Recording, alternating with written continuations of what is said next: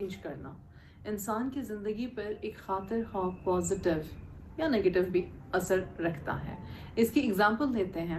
ایک سائنٹسٹ تھیں، انہوں نے امریکہ میں 84 ہوٹل ورکر ویمن پہ ایک اسٹڈی کی.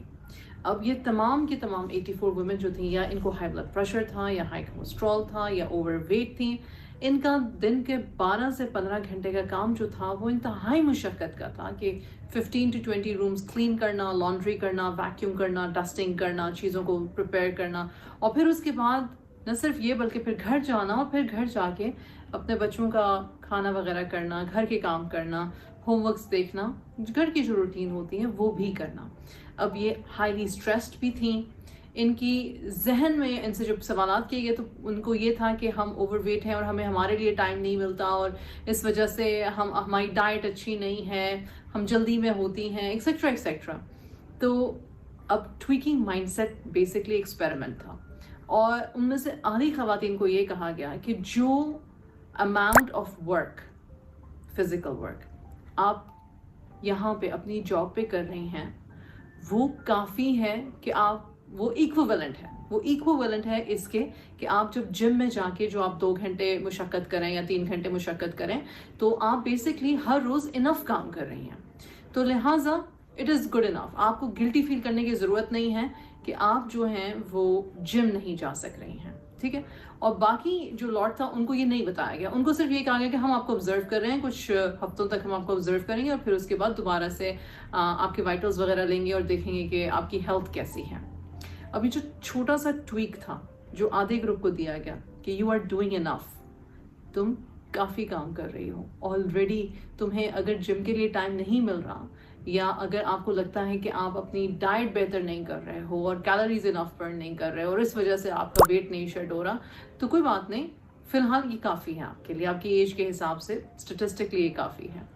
ہوا کیا کہ آفٹر اے فیو ویکس جس گروپ کو یہ ٹویک دیا گیا تھا، یہ چینج آف مائنڈ سیٹ دیا گیا تھا کہ آپ اس طرح سے کافی آپ کے لیے، ان کا نہ صرف ویٹ کم ہوا، ان کا بلڈ پریشر بہتر ہوا، ان کا کولیسٹرول بہتر ہوا، ان کے اسٹریس لیولز جو تھے وہ نیچے چلے گئے.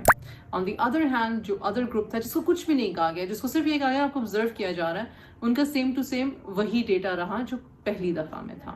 اس سے ہمیں پتہ کیا چلتا ہے؟ اس سے ہمیں پتہ یہ چلتا ہے کہ اللہ سبحانہ و تعالیٰ نے ہمیں ایسا بنایا ہے کہ چھوٹی سی امید، ایک اچھا مائنڈ سیٹ ہونا، چھوٹا سا ایک چینج لانا اپنے پوائنٹ آف ویو میں، یا کسی کی چھوٹی سی حوصلہ افزائی کر دینا، انسان کو بہتر جینے پہ آمادہ کرتا ہے، انسان کو بہتر سوچنے پہ آمادہ کرتا ہے، انسان کا آؤٹ لک جو ہے وہ بہتر ہوتا ہے، رائٹ.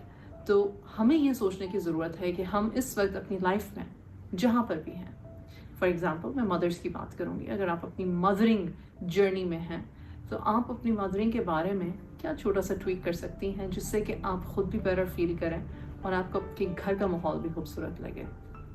یہ ہر کسی پہ اپنے اپنے طور پہ لاگو ہوتا ہے. For example we can always be grateful الحمد للہ کہ اللہ سبحانہ و تعالیٰ نے ہمیں یہ خوبصورت سعادت عطا فرمائی کہ ہم اب ایک جنریشن، ایک امہ کی پرورش کر رہے ہیں، ایک امہ کی پرورش کرنے کے قابل ہیں.